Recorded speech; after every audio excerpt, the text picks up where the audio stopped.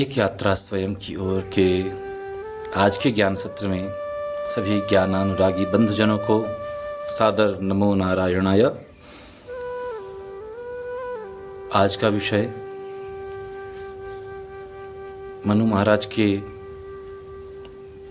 द्वारा प्रणीत ग्रंथ मनुस्मृति का अध्याय 2 का श्लोक संख्या 57। हम पिछले 2 श्लोकों से भोजन के विषय में चर्चा कर रहे हैं कि मनु महाराज ने भोजन के विषय में हमें क्या आदेश दिया है, भोजन को किस भाव से ग्रहण करना चाहिए और उचित भाव से ग्रहण किए गए भोजन का फल क्या होता है। ये 2 चीज हमने देखी। आज का विषय है कि अधिक भोजन करने वाला व्यक्ति क्या प्राप्त करता है। कभी कभी किसी किसी का स्वभाव होता है सामान्य से अधिक भोजन करता है ना। शास्त्र कहते हैं व्यक्ति को अत्यधिक भोजन नहीं करना चाहिए, जितने में जीवन की यात्रा चल सके उतना भोजन करो। अधिक भोजन करने वाले की गति क्या होती है इसके बारे में समझाते हुए मनु महाराज बता रहे हैं, अनारोग्यम अनायुष्यम अस्वर्ग्यम चाति भोजनम अपुण्यम लोक विद्विष्टम तस्मात् तत्परिवर्जयेत्। अनारोग्यम अनायुष्यम, अत्यधिक भोजन जो होता है वह व्यक्ति के स्वास्थ्य को बिगाड़ता है, और जब स्वास्थ्य बिगड़ेगा तो आयु कम हो जाती है। और चूंकि स्वास्थ्य बिगड़ा, आयु कम हो गई, तो ऐसा व्यक्ति पुण्य क्या कर पाएगा।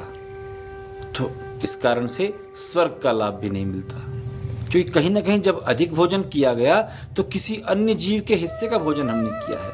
इससे हमारा स्वर्ग भी भ्रष्ट हुआ, स्वर्ग का मार्ग भी भ्रष्ट होता है। इससे पुण्य भी नष्ट होता है। अधिक भोजन करना किसी अन्य जीव के हिस्से का भोजन करने के बराबर माना गया है, इसीलिए इससे पुण्य भी नष्ट होता है और ये संसार के प्रति विद्वेष का कार्य माना जाता है, संसार से शत्रुता का कार्य माना जाता है शास्त्रों में, कि यदि आपको जितने में काम चल रहा था, आपको उतने भोजन से काम चल जा रहा था आनंद से, तो आपने अधिक भोजन किया मतलब आपने संसार में दूसरे प्राणी के हिस्से का भोजन किया, मतलब आप संसार में भोजन को कम करने वाले व्यक्ति हो गए, मतलब आप संसार के शत्रु हो गए।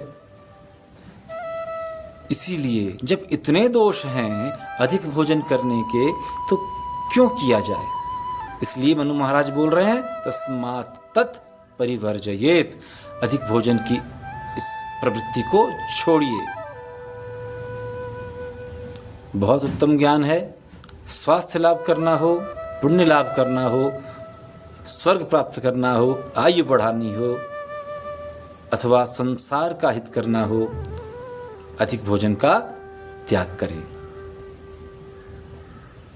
मिलेंगे कल फिर किसी अन्य ज्ञान मणि को हाथ में लेकर, आपके पथ को प्रदर्शित करने के लिए शास्त्रों के ज्ञान के प्रकाश के साथ। तब तक के लिए नमो नारायणाय।